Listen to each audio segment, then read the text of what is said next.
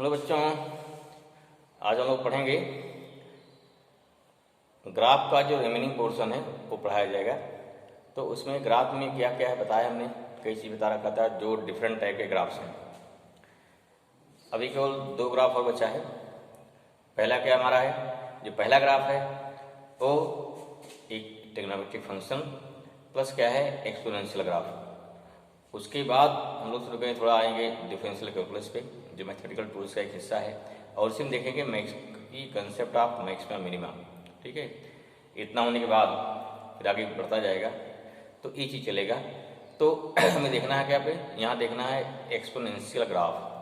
पहले first you know what is the exponential term, what is the exponential term and eight which place exponential used. This means I have told earlier the physical quantity which is continuous increases or continuous decreases. The physical quantity which is continuous increases or continuous decreases are shows by exponential term. Okay ना। और जो हमारा इसमें mathematical term आएगा उसे क्या बोलेंगे, उसे बोलते हैं एक्सपोनेंशियल सीरीज। तो just you know first you what is the formula of exponential series, इसकी वैल्यू कितनी होती है, फिर क्या है, फिर हम लोग डिस्कस करेंगे उसके ग्राफ के बारे में। ठीक है, फिर लास्ट ग्राफ हमारा क्या रहेगा, लास्ट ग्राफ आएगा ट्रिग्नोमेट्रिक फंक्शन का, उसको देखते हैं। तो इस प्रकार से ग्राफ का पोर्शन जो है हमारा लगभग कंप्लीट हो जाएगा। ठीक है ना। Okay, now we start exponential. ठीक है ना, exponential graph. First we know what is the exponential series. Exponential series, तो this series defined as e power x, x is a variable, x is a variable, e power x equal to 1 plus x upon factorial 1, x square upon factorial 2, x cube upon factorial 3, x cube upon factorial 3, x power 4 upon factorial 4 and so on till to infinite.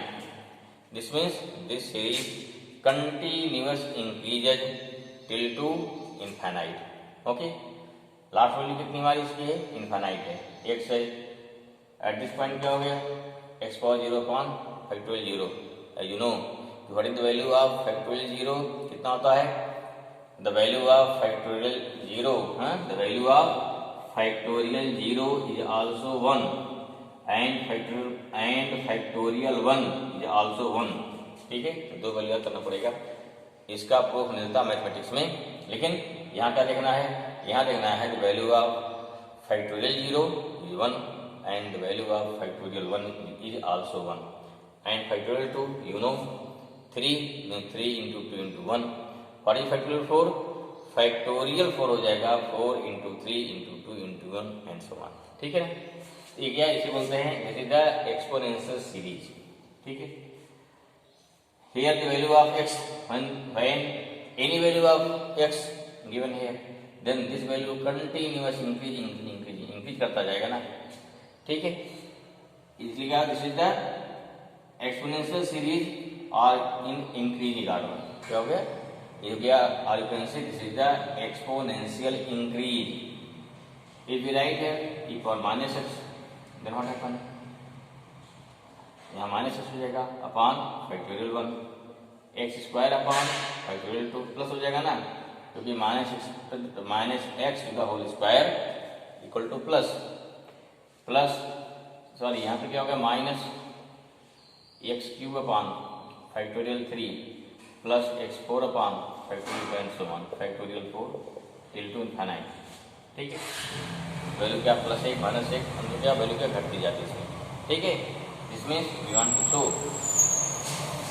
Exponential decrease then this value e power x equal to such that suppose that if we want to find e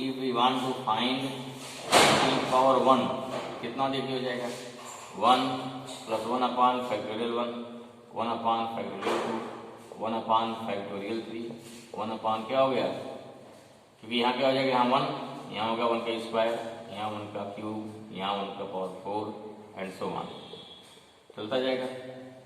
अर्थात E equal to कितना हो गया 1, 1/1, 1/2 into 1 plus 1/3 into 2 into 1 plus 1/4 into 3 into क्या हो गया 2 into 1 and so on.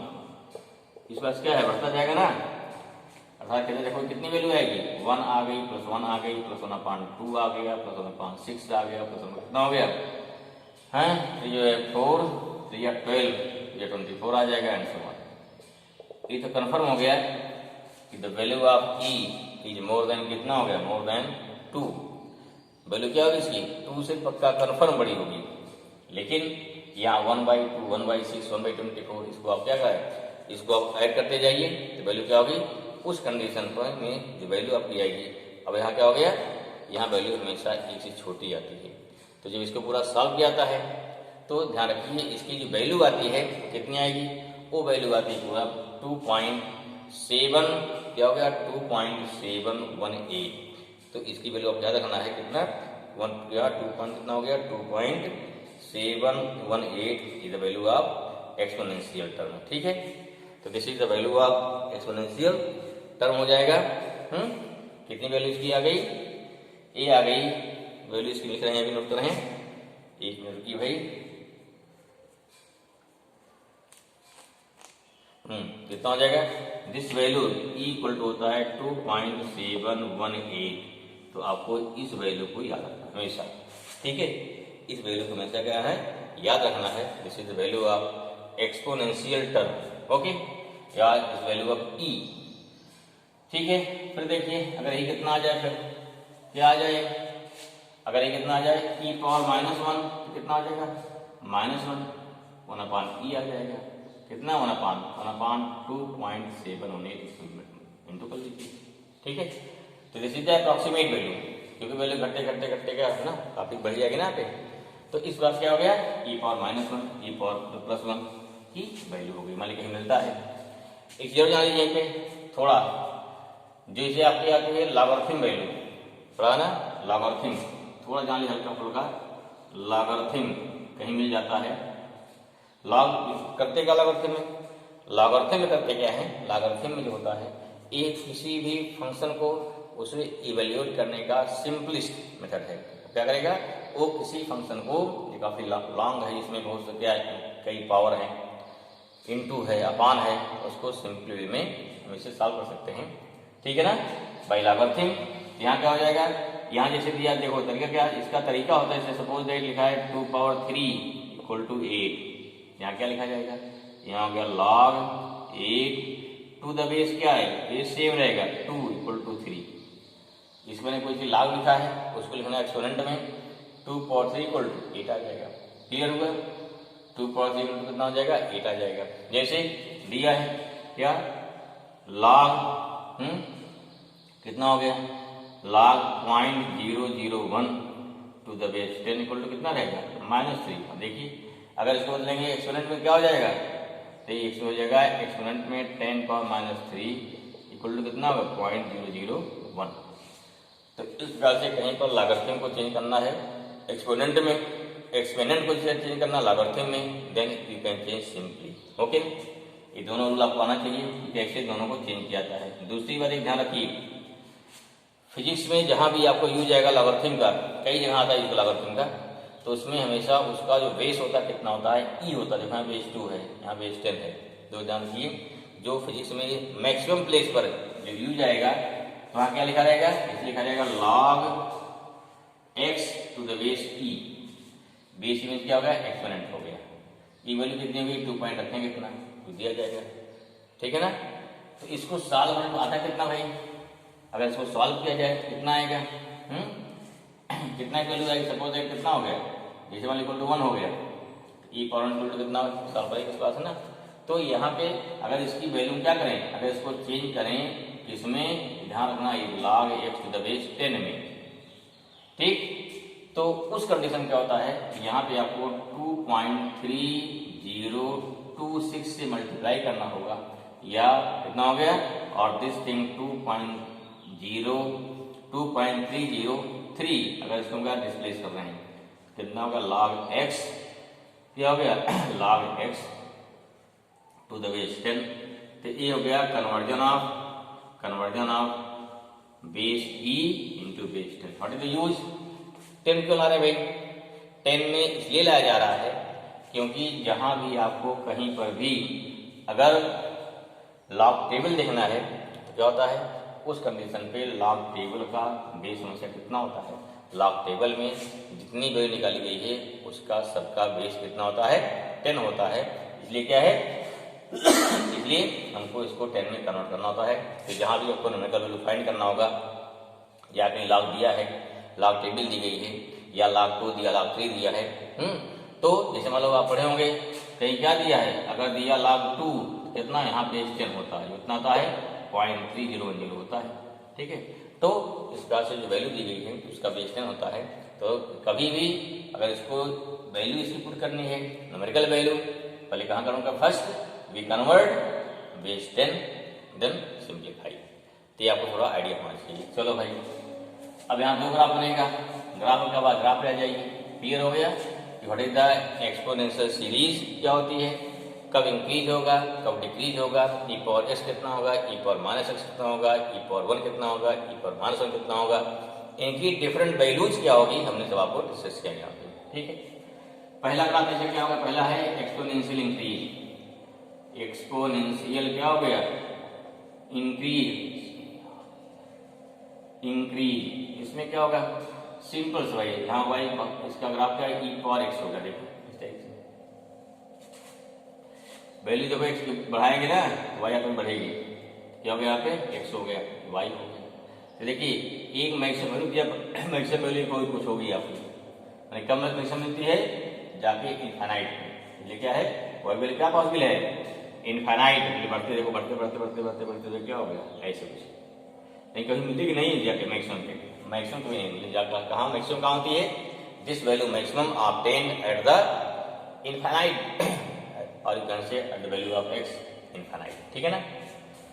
Second क्या, second term हो गया है एक्सपोनेंशियल, एक्सपोनेंशियल डिक्रीज, ठीक है भाई, डिक्रीज,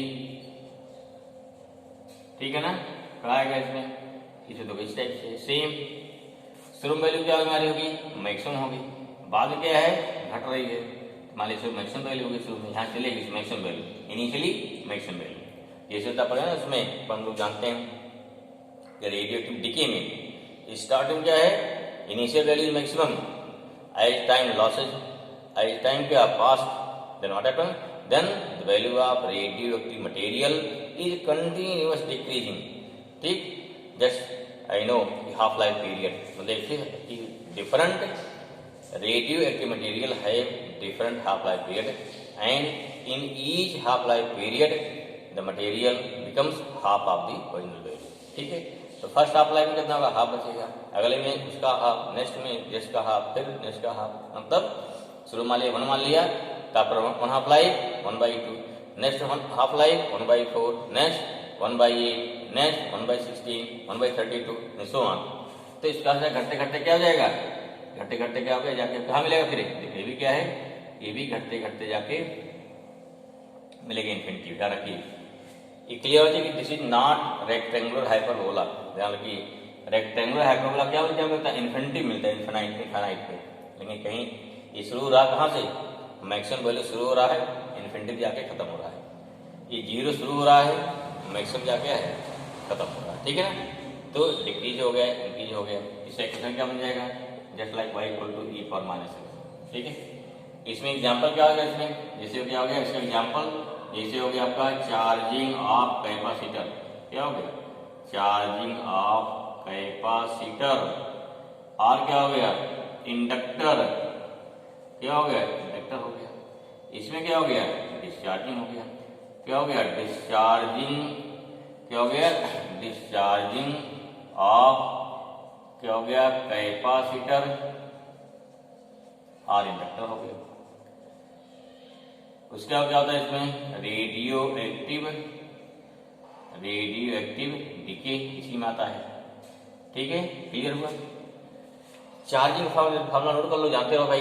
अगर कोई कैपेसिटर में चार्ज हो रहा है, फार्मूला क्या होता है, Q equal to Q0 1 minus e power, देखो T अपान क्या टाउ होता है, यहाँ टाउ कितना हो जाएगा, RC बताए थे, RC क्या हो गया, बोलते हैं टाइम कांस्टेंट। कभी भी आपको टाइम कांस्टेंट या RC का क्या निकालना हो, डायमेंशन, क्या डायमेंशन हो गया, टाउ। टाउ मीन्स टाइम यहाँ पे है, क्या है, टाइम यहाँ पे है, या क्या कहते हैं इसको, इक्वल टू कितना Q0 हो गया 1 minus e power minus T upon कितना होता है, RC फार्मूला होता है। ऐसे मान लिया इंडक्टर के लिए क्या हो जाएगा, इंड्यूस करंट वहां होती है I equal to E0 I0 1 minus e power minus क्या होता है, सॉरी यहाँ माइनस नहीं होता भाई, क्या माइनस यहाँ होता है T इंटू क्या होता है L/R होता है, ठीक है ना, ठीक, या सिंपल क्या होता है, यहाँ करेंगे टाउ, टाउ कितना हो गया R/L, यहाँ टाउ क्या हो जाएगा R/L हो जाएगा। यहाँ जो प्रॉब्लम क्या होता है, यहाँ पर यहाँ हो गया Q equal to Q0 e power minus कितना हो गया T/टाउ, या कितना हो गया, ये हो गया Q equal to Q0 e power minus टाउ/RC। ऐसे I इक्वल टू कितना हो गया I0 e power minus tau by क्या हो गया टाउ या R/L, ठीक है। टाउ कितना होता है, यहाँ टाउ होता है R/L, चेक कर लीजिए, इसको ध्यान नहीं आ रहा है लेकिन टाउ होता है, ठीक है ना, ये हो गया। आप पढ़ लिखिए डीके में फॉर्मूला क्या होता है, ये डीके में क्या होता है, n equal to N0 e power minus lambda t होता है। तो सब में क्या हो गया एक्सपोनेंशियल, डीके माने नेगेटिव वाला, ठीक है। और अगर मान लीजिए इंक्रीज हो रहा है तो 1 में से घट रहा ना, ठीक है। This is value of, I hope clear, exponential curve, okay ना, क्लियर हो भाई। चलो मिटा रहे हैं, कई चीजें आपको फार्मूले याद रखिए, फार्मूले इंपॉर्टेंट है। नेक्स्ट लास्ट है ट्रिग्नोमेट्रिक फंक्शन ग्राफ, वो देखते हैं। लास्ट है ट्रिग्नोमेट्रिक क्या हो गया, फंक्शन ग्राफ। ये सिंपल सा है, दो ही ग्राफ होता है इसमें, कौन सा, एक होता है साइन, ये क्या होता है, इस y इक्वल टू क्या हो गया, ये हो गया साइन थीटा, या y इक्वल टू क्या होता है कॉस थीटा, थीटा लो, ये एक्स जो लिखिए, इसमें से एनी एंगल, ठीक है। करते क्या है, इसके भाई टेबल बनाने के लिए क्लियर रहेगा, टेबल पर चला लेते हैं। ये सारी वैल्यू आपको याद होनी चाहिए, सारी वैल्यू आपको इसमें याद होनी चाहिए। कौन वैल्यू याद होनी चाहिए इसमें, देखो यहाँ से वाले हो गया, ये तो हो गया हमारा क्या है, इधर हो गया वैल्यू हो गई एक्स की बढ़ेगी हमारी, यहाँ क्या ले लिया साइन थीटा, यहाँ क्या ले लिया कॉस एक्स या साइन कॉस, ठीक है ना, एक्स, ठीक है। एक्स वैल्यू क्या होगी, थीटा की वैल्यू कितनी होगी, यहाँ पे 0 डिग्री ले लिया, कितना लिया 0, फिर क्या लिया 90, फिर कितना लिया 180, फिर क्या लेंगे 270, फिर क्या लेंगे 360, क्लियर हुआ। ये सारे एंगल मान लिया, तब ग्राफ की लेके फट से क्लियर हो जाएगा, ठीक है। साइन 0 इसे क्या बोलते हैं, 0 सही है, ये क्या होता है π/2, ये होता है पाई, ये होता है 3π/2, ये क्या हो जाएगा 2π, ठीक है, एंगल हो गया हमारा।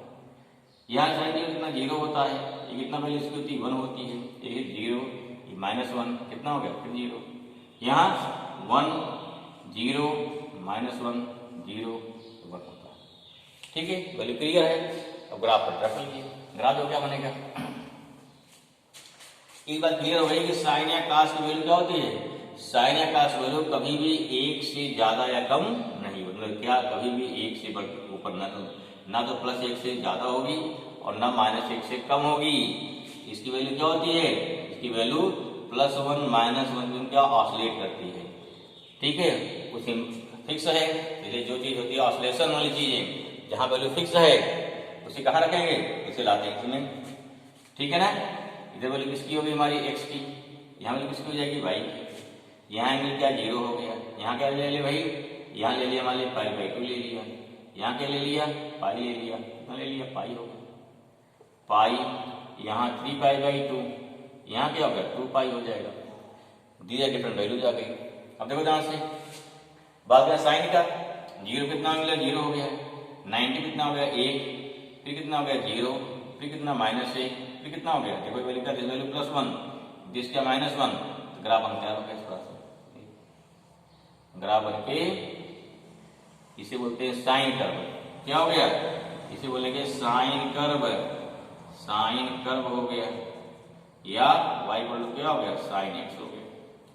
कास्ट क्या है, यहां चलेगा, जीरो कितना है, जीरो, 90 कितना हो गया, सॉरी 0 को 1, 90 पर 0, यहाँ -1, यहाँ पे 0, फिर यह मैक्सिमम हो जाएगा, यहाँ चलेगा, यहाँ चलेगा, यहाँ से ए, फिर मुड़ेगा यहाँ से ना जाएगा ए, ठीक है ना। तो इस बार वैल्यू क्या होगी इसकी हमारी, तो वैल्यू हो गई कास की, ए वैल्यू इसमें मैक्सिमम हो जाएगी, आगे बढ़ेगी वैल्यू इस पास में, ठीक है। अब जैसे क्लियर क्या हो गया, ये कौन कर्व हो गया, इसे बोलते हैं कोसाइन कर्व या कॉस कर्व, कोसाइन कर्व या क्या बोलेंगे, कॉस कर्व। तो फार्मूला क्या बन गया, इसका फार्मूला हो गया y इक्वल टू क्या हो गया, कॉस एक्स, कितना हो गया, कॉस एक्स, इसकी वैल्यू हो जाएगी। तो क्लियर, दो ही कर्व होते ट्रिग्नोमेट्री में, या तो साइन या क्या होता है कॉस, तीसरा नहीं होता है। क्यों, क्योंकि अगर सेक हो गया कॉस उल्टा कर दो, कोसेक हो गया साइन उल्टा कर दो, कोई दिक्कत नहीं। टेन टेंजेंट खींचते हैं तो लाइन होती है, इसके टाइम बनती है, ज्यादा बनती है, ठीक है। अब ये देखिए चीज और समझिए, जो वैल्यू हमारी क्या है, साइन 0 की है, साइन 0 की है, यहाँ पे 0 है, उसी टाइम कास क्या है, 1 दे रहा है, अर्थात कास वैल्यू क्या है, साइन 90 के बराबर है, साइन 90 के बराबर है। इसका मतलब क्या हुआ, यहाँ साइन, यहाँ क्या हो गया, यहाँ हो गया साइन एंड क्या हो गया, and cos, sine x and क्या हो गया, कॉस एक्स हैव 90 डिग्री क्या हो गया, फेज डिफरेंस, फेज डिफरेंस हो गया ना। अब एक इसी तरह लीड और लैग एक क्लियर होना चाहिए आपको। यहाँ जो वैल्यू 0 की है, कॉस में वैल्यू साइन 90 की है, दिस मीन्स क्या होगा, दिस मीन्स जो कोसाइन कर्व होता है, कोसाइन कर्व साइन कर्व से 90 डिग्री लीड कर रहा है, ठीक है। दिस मीन्स हाँ, यू कैन से कॉस या क्या, कोसाइन कर्व लीड, जो आगे है लीड 90 डिग्री, और यू कैन से π/2 फ्रॉम क्या हो गया, from cos curve, sorry from sine curve, from sine curve. थोड़ा एक क्लियर होना चाहिए, फेज डिफरेंस का मतलब फेज के मीनिंग, फिर आगे पढ़ेंगे फेज डिटेल में। तो ये होता है, इतने टाइप हमारे सारे कर्व है, जो वेरियस टाइप के कर्व में डिस्कस किया 1 by 1, आपको सारे कर्व के बारे में बताया हमने। इसको पढ़िए, रिवाइज करिए, ठीक है, दिमाग में बैठाइए सारी चीज़ों को, और जहाँ भी यूज जाता है इसको वहाँ पे फ्रेंकली यूज करिए, ओके ना। थैंक यू भाई।